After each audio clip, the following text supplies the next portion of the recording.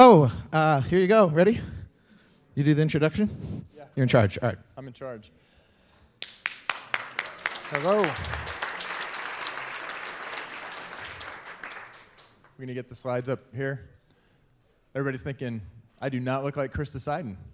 I'm not Krista. This is Krista's session, but she realized that it might not look great to have the moderator both representing Google Analytics 4 and actually moderating the session. So she said she wanted somebody who could run a stopwatch and be an asshole, and she looked no farther than me.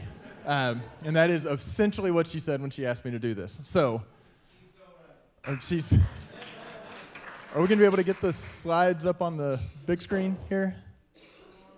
Anyone? Round of applause for all the effects, which Zoli keeps giving Andraj credit for, and Andraj keeps giving Zoli credit for. But round of applause for the visual effects. All right. Okay.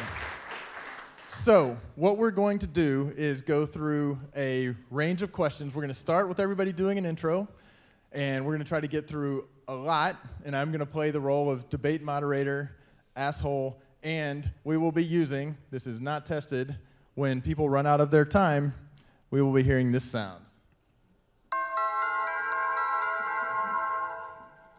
And I will aggressively play that, because according to the math, we do not have full time for this session.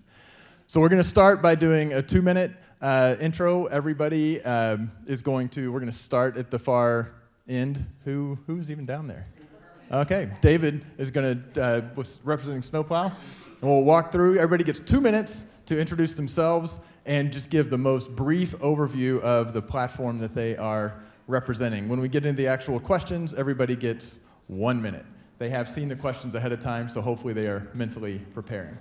So David, you want to kick us off with a 2-minute, and we will use the old sound effect. And you do not have to go the full 2 minutes or the full 1 minute. And go. Yeah, hi, I'm David. I'm working in the industry for about 7 years, mainly on the Google stack, but then I switched to Snowplow for a year ago and worked intensively with Snowplow in the last year. I created a huge e-commerce website from Google Analytics to Snowplow and get in depth into the tool. And that's it. All right. Woo, let's hear it for brevity. Next up, I think, is Lukas, representing Adobe Analytics, which is a product he will defend at all costs. Go. Can you hear me? Yeah. I'm going to hell for this. My name's Lukas. I started with web analytics in 2005 with Webalizer and AW stats. Then 2007, Google Analytics came along as a savior. In 2012, I had to learn web trends, and I wondered, why is anybody paying for this tool if there's GA for free? Then a little bit later, Adobe Analytics, and I started understanding why people would actually pay for a tool. And recently, I also learned Piwik Pro. I did the first migration from GA to Piwik Pro, so I know a couple of those tools a little bit. And that's about it. Thank you. Hip, hip. Hooray! Next up, we have Mr. Greco, and you can go. Okay, my name is Adam Greco. I'm a product evangelist for Amplitude, so I get paid to talk about our product. I basically try to explain to people that Amplitude is the coolest analytics product that no one's ever heard of. But we started 10 years ago as a mobile analytics vendor. Nowadays, we're kind of like if Adobe Analytics and CJA and GA4 and Optimizely all had a weird thruple baby. That would basically be Amplitude. So we're an analytics package, we're a testing platform. We tried to take the best stuff out of Adobe Analytics, the best stuff out of GA4. But we do spend most of our time working with product teams. I joined a year and a half ago. I'm working on boosting our marketing analytics capabilities so that we can kind of handle both. But that's it. The assist from Yehoshua. All right. This is great. We're staying on time. Maciej. Thank you. So my name is Maciej Zawadziński. I'm founder and CEO of Piwik Pro, a privacy-friendly alternative to Google Analytics. And actually, maybe something that some people may be wondering, so our company started as a services company providing the services for open source Piwik, today Matomo. And based on this experience, we built the proprietary Piwik Pro from scratch. And I will be here to talk about that. All right. Hip, hip. And last but not least, we have Krista, GA4. Go. Hey everyone, Krista Seiden. I've been in the analytics industry for quite some time. I was at Google for almost 7 years as the evangelist first as an in-house practitioner, then as the evangelist for Google Analytics, and finally as a product manager, helping to build the first couple of years of GA4. I left there in 2019, early 2019, and started KS Digital, my own analytics consultancy. So I am no longer a vendor, as are some of the people on this panel are actually not vendors representing the tool, but they are users of the tool representing it for the purposes of this panel. So I'll be representing GA4 today.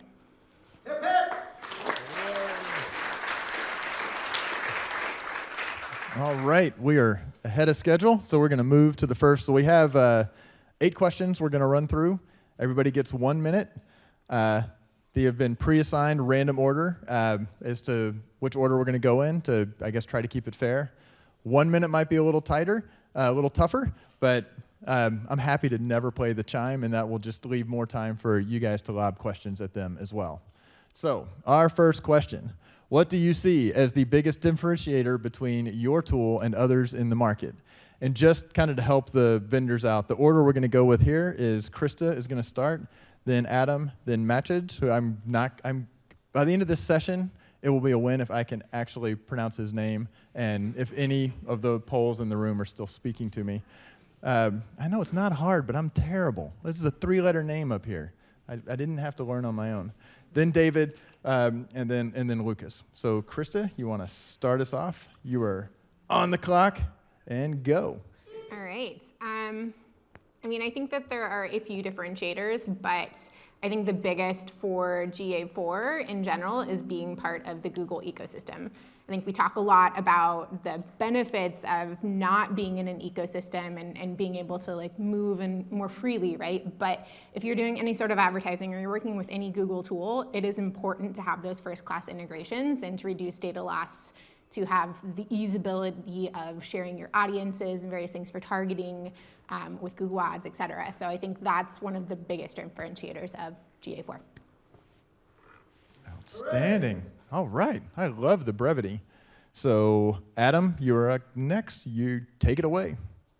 Yeah, so those of you who saw my session yesterday probably know the answers, but I think our biggest differentiator is we do try to bring together both people who use analytics for marketing and product teams that use analytics as well. We think that there's a synergistic effect there so that you could follow customers from the minute you find them all the way to them using your product for years. Yeah, so that's our biggest, I'd say marketplace differentiator without getting into kind of detailed features, but I'll keep it just at that. Excellent. And now, Piwik Pro. So I will talk about 3 top differentiators. So one is actually that Piwik Pro is probably the closest that you get to universal analytics in context of measurement methodology and reporting capabilities, etc. The second thing, it's very easy to set up with compliance in mind. So you install a single tag, you have tag manager, consent manager, analytics already pre-configured with all that you need to start with. And the third is actually that we are this open platform, so we can integrate with different ecosystems, at the same time maintaining a very tight integrations with Google Ads and Google Search Console, so that while you are moving to Piwik Pro, you don't lose the data that you used to have in Universal Analytics, for example. This is amazing. These guys are Aspect. great. All right. And next up is Snowplow. Snowplow is the only platform with data quality by design. So a data platform which collects rich and high quality data with any other tool in the market. And the center of Snowplow is actually schemas. So the whole event collection is based on schemas and validated within the product. Outstanding. All right. Last but not least, Adobe Analytics. Yeah, I'm going to talk about Adobe Analytics mostly, not the Adobe Experience Platform. So for me, Adobe Analytics is an enterprise solution that's very good at allowing data democratization. So everybody in the organization can actually work with the tool if it's curated well. That means you don't have to learn SQL, you don't have to learn R, you don't need a separate BI tool just to create a visualization layer to actually do proper, deeper analysis. With the analysis workspace interface, I think this is the best ad hoc analysis interface on the market. Really, I've not seen anything like it. This is a clear differentiator for Adobe Analytics. Anybody with a certain training can use the tool, and I would disagree with what Adam, for example, said yesterday. I've seen plenty of Adobe clients where hundreds of people work with a tool every week and don't have to learn SQL, don't have to learn R, et cetera, et cetera. They can do advanced analysis inside the tool without these additional workarounds or add-ons. I think it's especially good for large e-commerce, and yeah, it's a great interface for data storytelling as well. Nice. Got to use it. Did that work? Could you guys hear it? Okay. I need one quick follow-up. So, Lucas, should I be saying AEP and not Adobe Analytics? Do you want to answer for the broader Adobe ecosystem with No, I don't know much about AEP, so I don't want to answer that. Okay. Just checking. All right. First question, successful, aside from some of my... Next question. So, given the ever-increasing focus on privacy, how does your platform or the platform you're representing today prepare its users or provide safeguards for user data? On this one, the order is going to be Amplitude, then Adobe, then Snowplow, then GA4, and then Piwik Pro. So, Adam, you want to take it away? Yeah, I'll keep mine pretty short. We're like most other vendors. We honor privacy. We have an API if people want to remove their data. We have a server in Germany for European folks who are worried about that. But we are an American company. There's nothing we can do about that. So we get dinged for that at times because there's nothing we can do about that. But we basically have done everything we can to adhere to all the privacy policies out there. So pretty much that's it. Excellent. All right, and Lucas? Just say the same thing that Adam just said for Adobe Analytics. Maybe you could stress the rather flexible data collection mechanics. You can kind of override any parameter in any way you like to. So if you want to do whatever anonymization or pseudonymization or whatever, then Adobe Analytics allows you to do that. At AEP, which I actually didn't want to mention, does a much better, more advanced job in that field. Excellent. And Snowplow. Snowplow gives you end-to-end ownership across the whole pipeline. So it's deployed in your own cloud, and nobody has access to the data. So I think it's the state-of-the-art ownership. And they offer multiple features within the product, like anonymous tracking, pseudonymization, etc. So you have multiple features within the product to track according to any data regulation which is out there. This is actually pretty fascinating because now, Krista, are you going to claim that GA4 has this just all buttoned up too? Totally.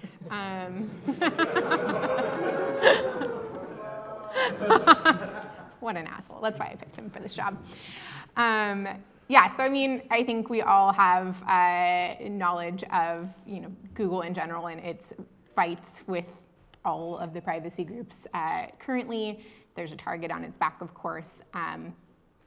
One of the biggest reasons that GA4 has evolved the way that it has is to be much more privacy-centric and give you a lot more options when it comes to the data that you collect, where you're collecting that data, what types of things you're doing with that data based on region, all the way down to country, and in the US, individual state levels, where you can turn on and off various things for Google signals and advertising features. So I think that is one way that they're focusing on that.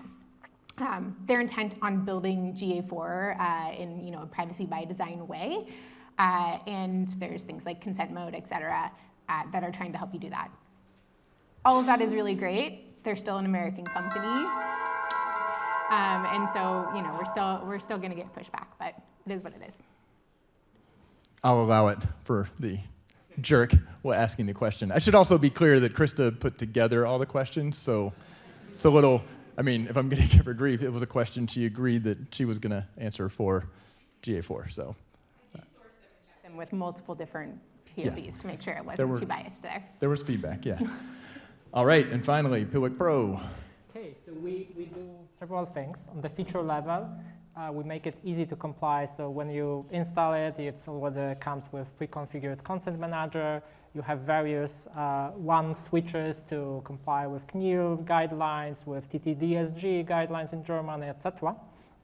So first of all, we make it easy and we make it by default configured for you.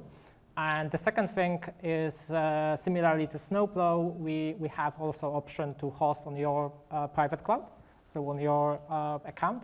And for hosting with us, so on our cloud, we have several choices of data centers in Europe, both with European vendors such as Elastic or Orange, as well as US vendors such as Azure. Excellent. All right. Believe it or not, those were the warm-up questions. We're going to start to get a little tougher. We're going to ask the old interview question. What is the biggest weakness of your tool? So many people love us and all of our adoring fans, we just can't respond to all of them, will not be accepted. All right, this one this is another one where GA4 is going to start us, and then we're going to do Amplitude, and then we're going to do Snowplow, then Piwik Pro, and then we're going to do Adobe. So Krista, take it away. All right. I would like to start with, I did not set the order. That was Tim, so blame him. Look, I think the biggest weakness of GA4 is pretty clear to most people in this room, right? People are quite frustrated with the interface. They don't find it to be as easy to use as Universal Analytics. Doesn't have everything that they're used to in Universal Analytics. I'm going to be a bit of an asshole here and say that that's actually partially your own fault because you haven't spent enough time in GA4 to learn how to do the same things that you can actually do in Universal Analytics. So there is a lot of the same stuff there. But yes, okay, at the end of the day, it doesn't function quite the same way. We want advanced filters, we want custom channel groupings, we want all of these things. Many of them are coming, I'm really excited about that. But it's just not quite there, and it feels still a bit like an alpha or beta product, but unfortunately for everyone here, that's really not the case, because come July 1st, it's gonna be your only product from Google. So. Just under the wire. Blame the customer, always a winning strategy. All right. She threw a softball. I had to swing. All right, Adam, you're up. So I'll talk about two. I'd say the first weakness in Amplitude is when we were a product analytics product, the idea of sessions didn't exist. And so as we've moved into marketing analytics, we've had to kind of add sessions, and they were like, I thought sessions were going away, and I'm like, yeah, but it's gonna take a time, so we need to have a stopgap. So certain things that you're used to doing in marketing analytics tools, like saying, I wanna build a segment, and I just wanna look at it for this session, it's a little bit of a hack in Amplitude. We're gonna make it a little better, so that's one. But I'd say our biggest weakness is just the fact that we don't have a community around us yet. I mean, this whole room is filled with Google Analytics people. There's Adobe people. We don't have an army yet. And that's a deciding factor for many companies when they're looking at a vendor, but it's one of the things when you're a newer vendor. So that's one of our perceived weaknesses is just there's a smaller ecosystem of people around Amplitude right now. Man, we are getting like some really amazing, crisp answers. So good job, panel. All right, Snowplow. Yeah, Snowplow is actually quite a fairly complex piece of tech. So you need a company which is tech savvy and a team which can actually handle the product. And it has an interface. So you need to provide an interface yourself. For a lot of companies, that's not an issue, but for others, it is. So I would say these are the two biggest things which is hard for Snowplow. Excellent. Next up, Piwik Pro. So I would say our biggest weakness at the moment is e-commerce reporting. So we do have it, but it's kind of not enough what people expect. And I hope on the next Super Week it won't be a weakness anymore. Excellent. All right. And finally, Adobe. Yeah, I don't know if that's because Adobe handles so much complexity or if it's some problem with the product team at Adobe, but Adobe's new features are always super buggy. So when they come out, my rule of thumb is don't use them for half a year until all the child diseases are fixed. Especially with the new customer service portal, which is just horrific, and I always need an anger management course when I try to submit tickets there. And yeah, this is probably my day-to-day biggest struggle with Adobe.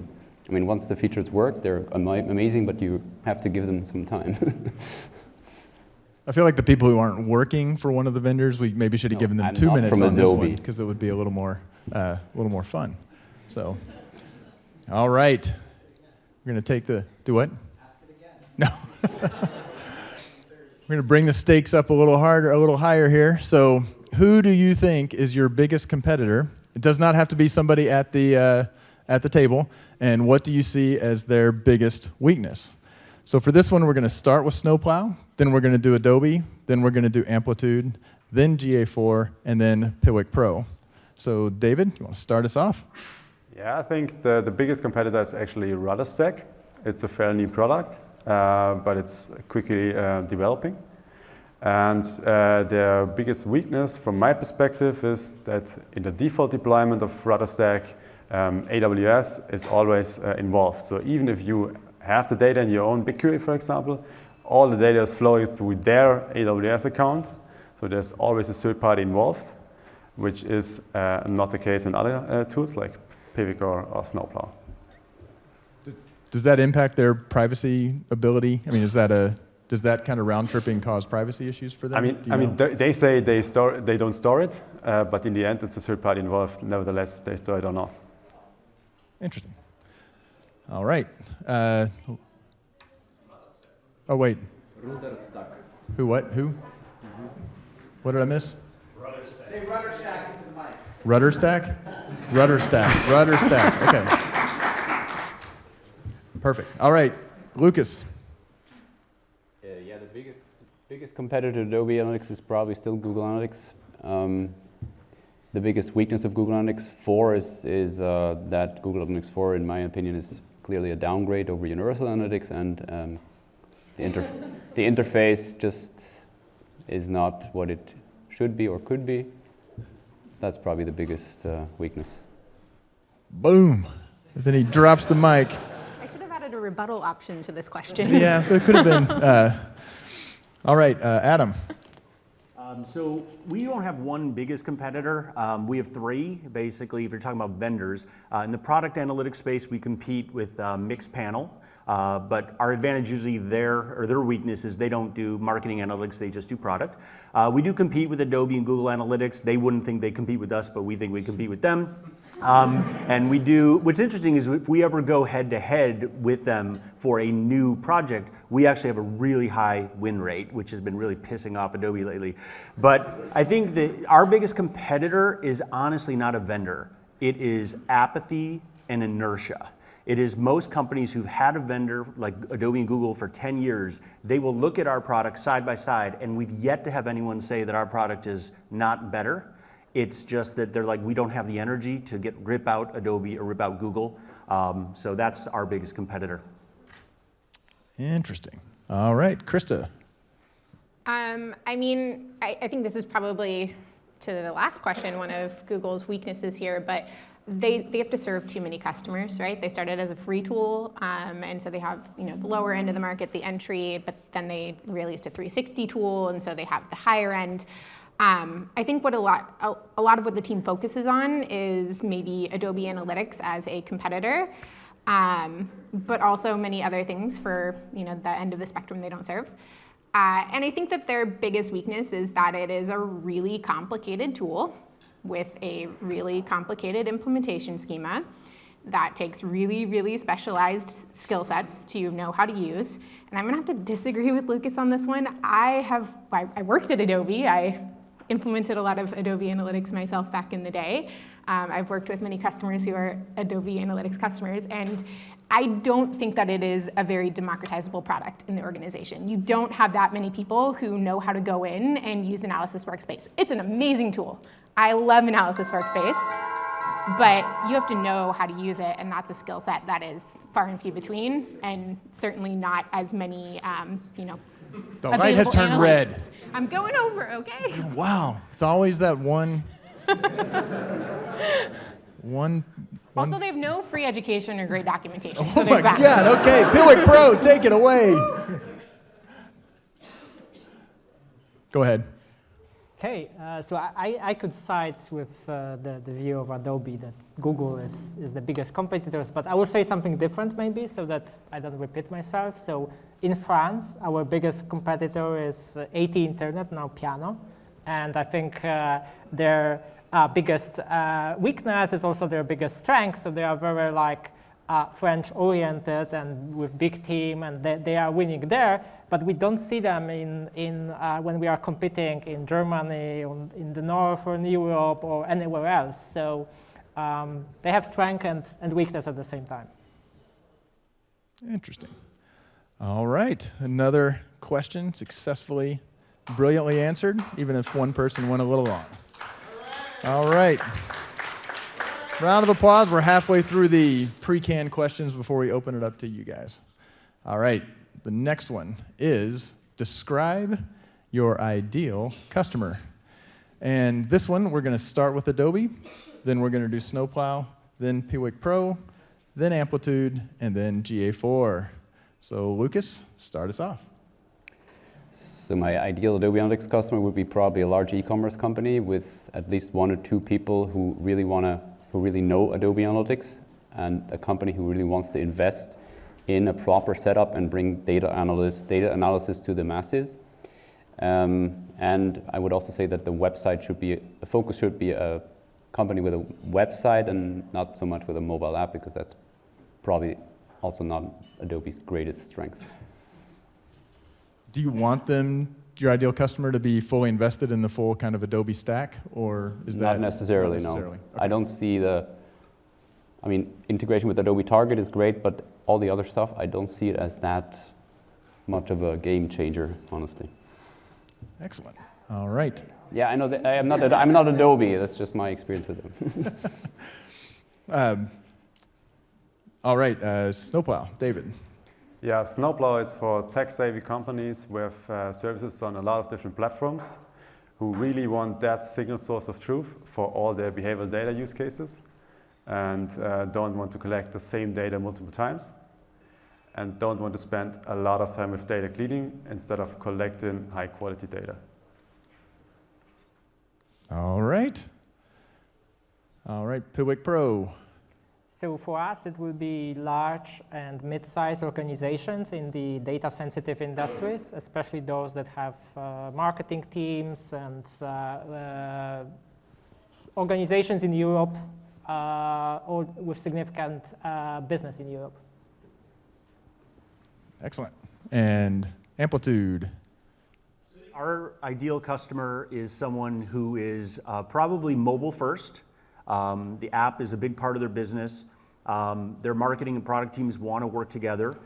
They believe in self-service because we have intense collaboration. Someone mentioned this earlier, but we already have collaboration with Miro, with Jira, with Notion, with Slack. And we generally have the idea that everyone should have access to the data. I think we want customers that have massive amounts of volume because we have no limits. We have no limits on variables. We have no limits on events. That's why PayPal, eBay, Square are our customers. Generally customers who feel like they've outgrown kind of marketing analytics tools in terms of the restrictions they put on them are our ideal customers. So those are the ones that we want. But we want them to have a website and a mobile app, and ideally call center and other data sources that they can come in because we also have an integrated CDP, and also one that has a testing team, because we have an integrated testing platform. This is good. I'm not overusing it. How is my chime selection, by the way? Is the chime, you'll be like, there's a whole website. Okay. That to me and was like, is this okay? I think it's not too annoying, but it's still loud enough and long enough. I don't think you know the stress of having Krista say, can you do this? And I'll never let you in. The unspoken, the subcontext is if you screw this up, in about 7 to 10 years, I might stop mentioning it every time I see you. So this is a very stressful role. With that, Krista? I think it depends on which version of GA we're talking about. I think for the free version, and let me back up. I think this has changed over the years, and Google has, in my opinion, unfortunately, shifted their focus a lot more towards ad spenders. It's always been an underlay of the tool, but I think that is much more so these days now than ever. So I'd say for the free tool, it's going to be small, medium businesses that are spending with Google Ads. I think for 360, it's going to be medium to large enterprise customers who are also spending with Google Ads and potentially across the Google marketing platform. Excellent. So I just want to check on, so when it comes to small businesses, I'm running through what the answers were. I think Google's the only one that says we have a solution, although I don't know, Adam, what would your... They have a free But tool. that's our free version. I'm mainly talking about our paid version. But we have 85% of our customers are using the free version. Okay. Same with us. We Same. also have free version. Okay.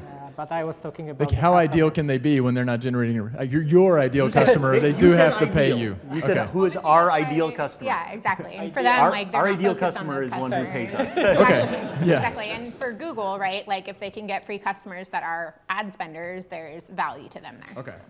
And Snowplow, it's like unlikely that a small business is going to have the tech savvy and Adobe, both of those kind of have sort of a, is that fair to say? They have kind of an implementation and maintenance overhead that it's unlikely to have a small business be a fit? Maybe? I would disagree with it. Okay. But A lot of startups that are using yeah. So startups. Yeah. You do so have to be really technical. David, right? give me I the used to be on pitch. the board of Snowplow, so I'm wearing both hats. Yeah. Well, David, give me the Yeah. quick pitch for where the small business scenario would Do make the whole panel.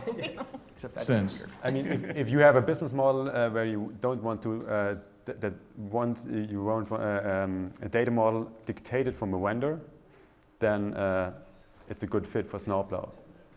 So for example, Google Analytics is dictating you a data model. You have not that much flexibility, and it's not matching with all the different measurement use cases that are out there. Got it. Okay. A lot more flexibility with GA4 than you did with UA. Yeah. I heard that But coming. you're still on key value per level, right? Look at me trying to freestyle and how well that works. So, all right. Next question, I guess I got to put it up, is do you feel, okay, this may be, From Adam. He inspired me. do you feel a visualization layer is required? Should it be integrated, or is the future more modular? And we are going to start with Piwik Pro, then Snowplow, then Amplitude, then Adobe, and then GA4. So take it away. I know what the answer will be from Snowplow. But I would say yes. It's required especially for marketing teams that aren't always that tech savvy to build all the dashboards themselves in an external tool.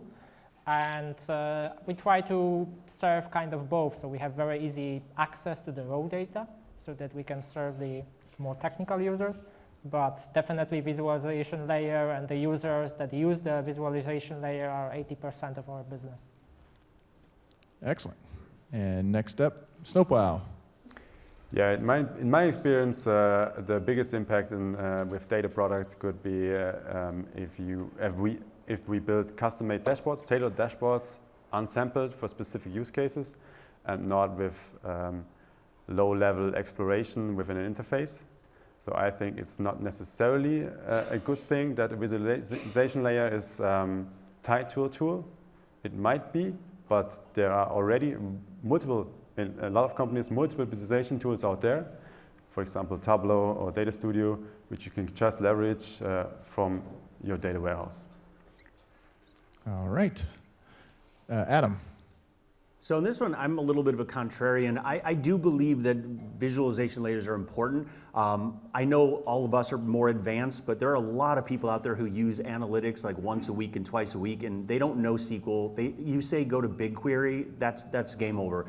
It's hard enough to get people to use a spreadsheet than it is to get them to use BigQuery.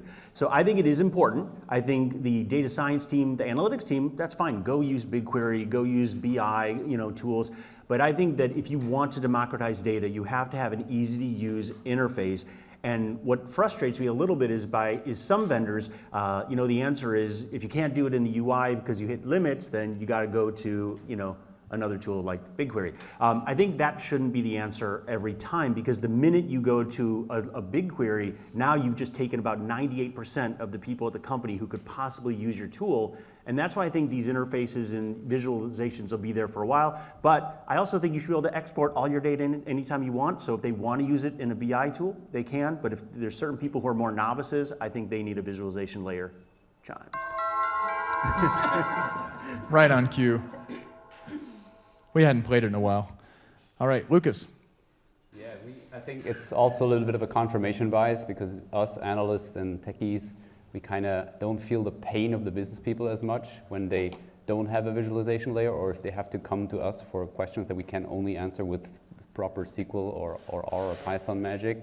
So I think also that we underestimate the time and resources required to build a really proper, really good visualization layer that is as powerful as what you, for example, could do in Analysis Workspace. And I've not seen anything that comes even close, self-built, to what you can do in Adobe's Analysis Workspace. So for me, a visualization layer, I don't know if it's required, but it's really hard to build a proper one yourself. And we shouldn't underestimate the time and resources and know-how that is required to work with stuff like SQL, etc. Excellent. I'll allow it. So, Do you want? would you say that? Wait.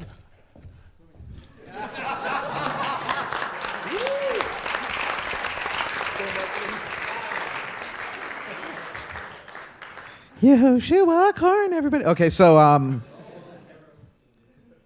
it's for Lukas. Would Analysis Workspace, in your opinion, be a visualization layer and stops there? Or is it an analysis tool, meaning you can do your segment overlays? What? It's both. What is it? It's an ad hoc analysis interface, but it's also a visualization and data storytelling tool. You can use it for really deep dive types of analysis, or to create a fancy dashboard with nice graphs and whatever. It's both. Great. And Can I sit down now, Tim? you can sit down. Leave the room if you'd like. Krista. I'm going to strongly agree with most of my neighbors here that I think a visualization layer is required. When you come into an organization with an analytics tool, just like Adam was saying, you preclude so many users if you don't have that. Yes, there are some startups who are using Snowplow and other tools that are really techy and really advanced, and they do their own thing, and that's fine. But for most businesses, I think it's definitely required. I'm also the person who is not going to go to BigQuery to look at my data. I am a strong proponent of the UI. Any consulting agreement that I go into, literally it's in my SOWs that we're going to work together to make the user interface of Google Analytics the most useful possible for you. And that's actually won me a lot of contracts over other vendors or other agencies who are like, oh no, we're going to do all this, but it's going to be in BigQuery and blah, blah, blah, because you lose so much of the organization who now can't use the data. And I mean, you can argue the benefits or downsides of that in general, but I think, yes, it's absolutely required in my opinion. Whether it should be integrated or more modular, I prefer integrated, but Data Studio is a great story for that. I think a lot of people are using GA4 in a more modular way with Data Studio these days. This is moderator abuse. She winds down right as it goes to a minute, so I'm like, great, she's going to wind down. I'll give her an extra second or two, and then she's like, I'm going to keep going. So, all right, 2 more questions. So get ready to have yours teed up. There are prizes for the questions. So I should probably pull up the next question, which is, what do you think the advantage is of a vendor tool over just basically rolling your own, collecting raw log files into a data warehouse or other platform? We're going to start with Krista again. And yes, Krista's been started with 3 times. Randomization, it happens. I promise it was a randomized. We're going to start with GA4, then Adobe, then Snowplow, then Piwik Pro, and then Amplitude. So Krista, 1 minute. I think there are 2 main advantages here. First and foremost, processing. If you have ever looked at your GA interface and then you've looked at the same data in BigQuery, you will know that these are not the same numbers. And that is because there is a heck of a lot of processing that goes into the data that appears in the interface of Google Analytics. A lot of things to take out spam, to group things into channels, to do like so many, if you've ever tried to rebuild it, you know. And I think that is really important when it comes to cleaned and useful data. And then I think the other thing is, going back to the last question, a data visualization layer, being able to easily see that data versus it being in a warehouse and you having to have much more technical skills to access it.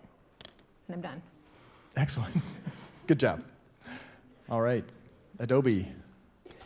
Yeah, I've seen a couple of people lately floating this idea of, hey, you can just build your own web analytics tool, just drop your events directly into BigQuery, and then you just do your analysis on top of that. I think this approach is either very naive or arrogant, because it shows that people haven't really done that yet, and on a large scale at least. So not only is there no thought about the visualization layer, which we've just covered, it's also, just because you don't see what's going on behind the curtain in a web analytics tool, it doesn't mean there's nothing. There's bot filtering, there's session handling, there's what do you do with a session that lasts longer than a whole day, when do you cut it off? There's so many things that have to be done on the processing side that you just don't want to deal with. So I totally shun this kind of approach. And yeah, and for example, there's AWS, which uses Adobe Analytics. And AWS would have all the skills and tech people to build their own web analytics tool, but they still use Adobe Analytics, so there must be a reason for that as well, maybe. See, that's how it's done. He winds down at 1 minute, and then he stops. Yeah. Look, Krista, that's how it's done. Helping wherever I can.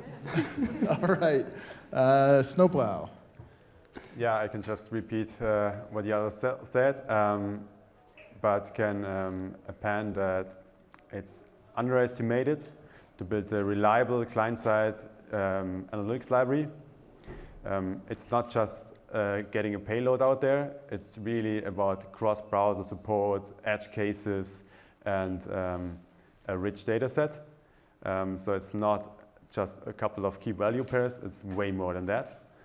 And even for everybody who has ever worked with data modeling, session modeling, user modeling, etc., it's complex as hell when you start from scratch. So just because you can dump data into BigQuery doesn't mean actually nothing, because you actually need to access that data and model that data to be to have an impact with that data. Excellent. We're down to two responders who can not have unanimity here. If either one of the vendors wants to say, no, you should roll your own. So we'll do Piwik Pro. Yeah, I completely agree with the rest. So it's tens of thousands of development hours, and if you calculate the cost of that, it will be incredible how much money you would have to spend to get the right data. And that's not only thing, because some organizations think, okay, we'll build it, and this is one-time cost. We won't have to pay every year the license. Believe me, the license fee will be much, much, much lower than the maintenance of this tool that you've built. Not to mention if the person who did most of the building left. Yeah. All right, finally, Amplitude. Yeah, so I mean, I agree with the other folks, but I will give a little bit of a plug, I think, for Snowplow, because I think one of the things that's nice about Snowplow is it's kind of like a middle ground. It's kind of like you are working with a vendor to do your data pipeline, but then you can still do your visualization. So I think if you're going roll your own, I would at least do Snowplow, because that's like the hardest part. But I think if you ever tried to be a company that tries to do path analysis, conversion funnels with advanced conversion funnels, with segmentation, we actually had our founder who used our product to do an advanced conversion funnel, and it took him about 30 seconds to build something, and then he did a time lapse of how long it was if you just took the log files and roll your own, and it was 38 minutes with advanced SQL that he sped up.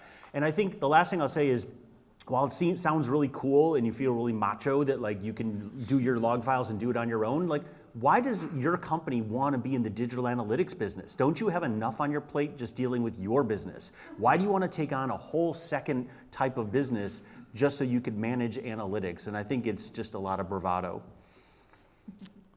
Excellent. All right. And our last formal question before we go to you, the audience. How do you think your tool might upset? Again, okay, I've taken too many shots at GA4. Different interpretation of that word. How do you think your tool might upset the status quo in the analytics industry? And we are going to go with Piwik Pro, then GA4, then Snowplow, then Adobe, and then Amplitude. So that's actually the hardest questions. I don't want to upset anyone, but maybe the upsetting part for the industry is that the model and measurement methodology of universal analytics that was going away still stays in Piwik Pro because it's similar, because of the similarities. And we will probably keep it this way because people got used to it. All right. I like it. All right. GA4. I mean, there's a reason that data models change and grow as we evolve and don't use 25-year-old tech anymore. Yeah, we use like a few years back with the same model. Yeah. So I think, I mean, Tim was like pushing the buttons here, obviously, in terms of upset by forcing the industry to change. But I'm gonna piggyback on that and the data model thing and saying, you know, we are moving to a different data model. We're moving to a different world of analytics. You know, sessions are still important, but they're a lot less important than they used to be. Being able to track things at an event level, at a parameter level, the flexibility of the data model, I think, is one of its strongest selling points of GA4. I know many of you may disagree, but that's just because you haven't used it enough to really understand and appreciate it. And yeah, I think that's going to be the biggest upside over the next few years is just seeing the shift to primarily an event data-driven model, event data model. Like, Excellent. jet lag. Yeah. Woo. All right. And Snowplow. To be honest, really hard question for me. Didn't have a great answer. The industry itself, maybe in terms of that companies eventually realize that data ownership and privacy is an asset, and therefore they're switching to tools which can actually offer that. And freedom in collection, maybe that companies finally realize that flexibility in data collection is great, and yeah. That's pretty much it. That works. All right. Adobe. Yeah, but Adobe Analytics is too old to upset the industry anymore. So nothing will happen there. I mean, it's still a great tool, but it's yeah. I mean, you guys If you have have their own shutdown coming. Sorry? Does this upset the industry or actually like upset the industry? Upset the status quo. turn around, revolutionize, or whatever. I mean, Surprise. Adobe has the Adobe Experience Platform and Customer Journey Analytics, so this whole new set of customer data platform type products. That is, however, I mean, if it works out for them, that could revolutionize the industry, but it's a little bit too early. The products are not mature yet, in my opinion. It's interesting, that phrase, the might upset the status quo. You can put the emphasis on any one of those words. I think, Lucas, you just put it on might. Well, like, in theory, it could upset it this way. All right, and then finally, Amplitude. Well, I'd say that we actually kind of are upsetting the industry because we came up with the event-based model 10 years ago, so I'm very glad that Adobe and Google have agreed with us that it is the right model. And I think as they get into the event-based model, they're going to realize that it's not as easy as just switching to events and properties. There's actually a lot there. But I think we're realistic. Many people in the industry are controlled by a duopoly. There's Adobe and Google, and those have been the only choices. And the way we hope to upset the industry is if sometimes people will actually take a look around and just check out new products like ours, I think you'll be pleasantly surprised. And we actually, I think, are keeping Adobe and Google honest with our functionality and forcing, if nothing else, forcing the two behemoths in the industry to progress and modernize their technology. Perfect. All right. So we're going to have a little bit of a break for applause. Applause for all of our panelists so far. This is great. Now, we're going to open it up to the room for a few questions. I don't know exactly how long we have. Another 5 minutes or so? Huh? Yeah, okay. I think we started late, so I can't make up all the time. So, yeah, Zoe said we could go over. So, there you go. So, for anybody who asks a question, I've got 4 copies of Jason Packer's Google Analytics Alternatives book. I see, yeah. Has anybody read this? Anybody taken a look at this? So, it is super even-handed. It is 4 of the 5 vendors on the stage are included. He does not have any sort of axe to grind. I did not bring all 4 with me to here, but I will give out the 1 or 2 that I have, and then find the other people later. So we will start with the first fastest hand that went up. And we're not going to necessarily do a go blow by blow. This can be kind of any question. Hello. My question, why we as consultancy should start spending hours to learn your tool to switch from Google? I don't know who that's for. I'll just jump in. Whoever jumps in first. Free for all now. I think that's one of the biggest challenges that we have because a lot of people have made their career, and if you have a consulting firm, based on either Adobe or Google technology.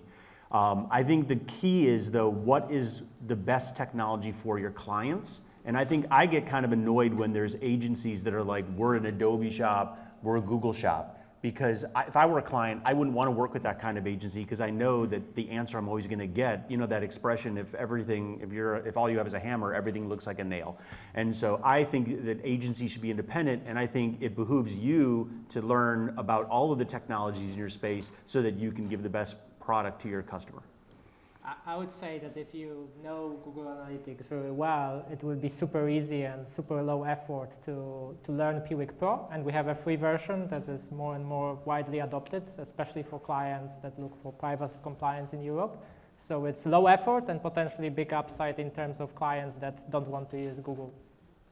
I'll quickly add, I do agree that it's great to learn a lot of different tools as a consultant so that you know what's out there. I personally have many different analytics platforms running on my site so that I can play around. But I also say I am exclusively a Google shop. All right, who's got the next question? Oh, John's hand went up first. He's already bought a site license. Yeah, don't need a book, so you can give that away. So my question to you is, how do you deal with customers who insist on running 2 analytics tools and then consistently coming back and saying, why are these numbers different? Well, I'll say we actually have this quite a bit because we have a free Adobe extension that you could send data to us in Adobe at the same time, and we have this character named Simo Ahava who made our Google Tag Manager template. So we have, so we do this a lot. But I do think it's your second point. You're never going to win that battle, and I tell people, I don't care if our numbers are different. One example is we actually had an Adobe customer who was claiming that our unique visitors were different. So we actually took the Adobe Experience Cloud ID and put it into an Amplitude property and showed them that one Amplitude user had, on average, 2.5 Adobe Experience Cloud IDs because their identity resolution is not as accurate. So that was a way, and we actually added up and showed exactly why our unique visitor counts were different. Show off. I actually I actually had or have had 3 setups where Adobe Analytics and Google Analytics were running side by side, and if you do the setup correctly, if both are fed through the same tag management system, for example, with the same events, etc., I never experienced a major discrepancy between the tools. So I don't see a problem. It's actually, you never want to build out both tools to the same extent, but just for like general revenue and transaction tracking and some basic stats, that's helpful also for a QA. If Adobe shows you, oh my God, yesterday the conversion rate dropped like crazy, you can check in GA if that's maybe just an Adobe problem or if it's really, if it's a reality. So I'm not against that approach actually. Yeah, same for Snowplow. You can forward the events to Amplitude, to Google Analytics, and to multiple other tools. So it's pretty easy possible to combine a setup of different tools via GTM server side. Maybe I should add, sorry, that you shouldn't onboard your users to both tools to the same extent. So your end users, your report users should be using one solution and not both, because that, of course, will create problems. I want to work with Lucas's customers because I've never had a customer that has both AA and GA that have the same numbers. But I would say that this is actually one of the big selling points that I use to convince clients to move to GA4. Because, for example, Adam talked about it yesterday, you have your product analytics teams and your marketing analytics teams who are using different products. GA4 moving into that space, I think, gives a lot of reason to why you would reconsider paying for a secondary product analytics tool or app analytics tool that you're just going to have a different data set for, when you could have data speaking to, teams speaking to each other with the same data language more easily. Or a different marketing analyst. We're getting rid of the marketing analyst. Okay. All right, and we're going to do 2 more questions. We're going to do them, and they're both over here, actually. I was watching hands go up, so. All right, so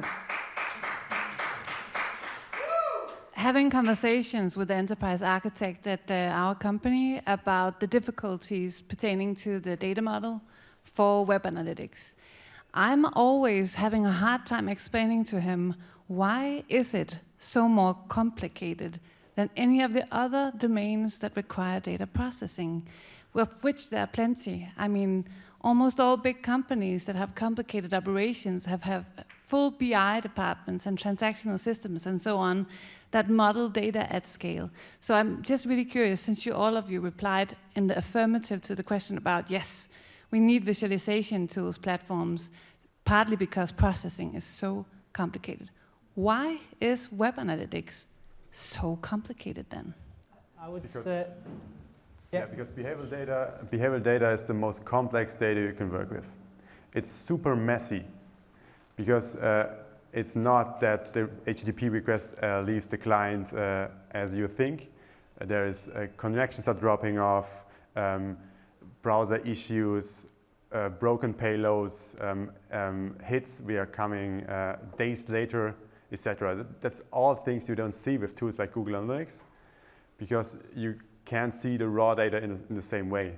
But with Snowplow, we're seeing the craziest things like sessions going on for days from bots, for example, delayed hits because people are switching on off their airplane mode, etc.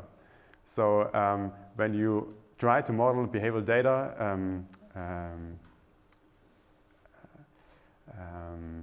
iteratively, so not that they make a full load every day, then you actually see all the differences. And yeah, that's the answer. yeah, I wanted to say also that this is the nature of this client-side data, that it's unpredictable, and you have to have even a lot of debug tools to understand like why it's happening, and you have to keep up with all the browser changes that sometimes break things, and you need to be prepared for that in your data collector. That's interesting. So it's like you're capturing out in the wild. You're going out into the wild basically and grabbing data, or closer to the wild, as opposed to if it's your call center or your CRM, you're capturing it once they've already gotten a little tighter into your world. But I'll say one thing is we actually are seeing a trend towards what you're talking about, Asher. Like we have a lot of our clients now are collecting data directly into like Snowflake or AWS, and then we just have a connector, and they just send it from Snowflake right into Amplitude. And so they do all of the modeling in Snowflake, and then they just send us whatever data they want to send us, because they want to have more control and they want to deal with the messiness like on their own, you know. So we're seeing a trend of a lot of companies doing that, and we're actually seeing more and more of our customers saying we don't want to send you data directly. They go to Segment, they go to a warehouse, they do whatever they want, and then they just use us as kind of the visualization and for some of the sessionization and stuff. All right, we're going to do one more question, and then actually, let me ask real quick. When are you leaving? You're leaving.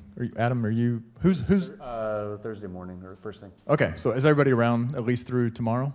Okay, so 11 a.m. tomorrow. Okay, so Piwik Pro. We're going to ask one more question, and then we'll break. All right, thanks so much for all your candidness, and it was super interesting. I am actually currently in the process for a large enterprise to compare Snowplow, Amplitude, and Segment, so kind of preface there.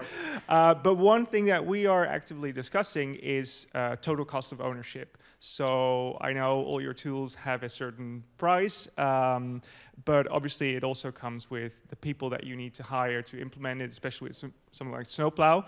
I was wondering if you have any thoughts on cost differences between the tools, and I know the answer is always it depends, but if we compare like a small business with a large enterprise, 1 million users a month, something like that.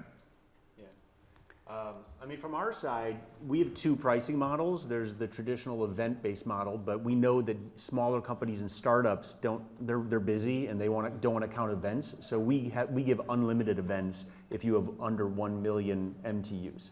So that's been a big winner for a lot of our customers. They're like the new Twitter competitor, Post News, is using Amplitude, and they're up to 350,000 users, and they were just like, we don't have time to deal with events right now, so we're like, just go on our MTU plan, and when you hit 1 million users, hopefully things calm down, and then we can talk about whether it's better for you to do events or MTUs. And some people have a lot of events, and some people, if you don't have a lot of events, then you should be using the event-based model. So.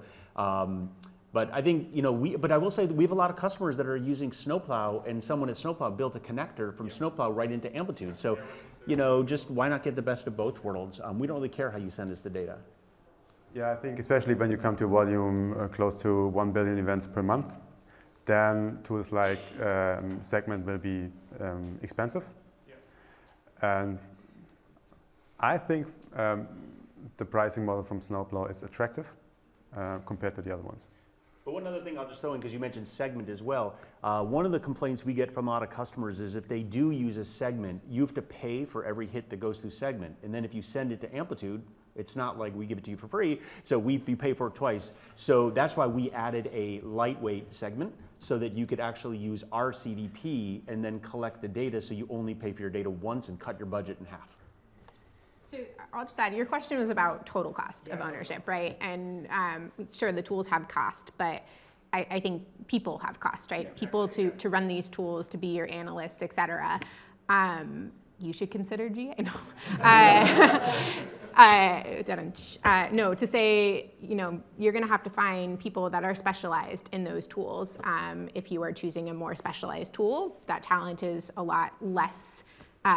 You know, there's a lot less available. They may cost more, et cetera. So I think that's a real consideration.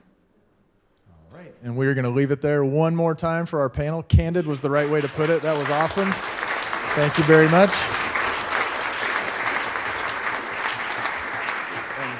I would just like to say a very big thank you to everybody on the panel. Most people did not find out they were going to be on the panel till yesterday. And Lukas and David actually had notes. I don't know if you saw that down there. They really prepared. So thank you so much for joining us.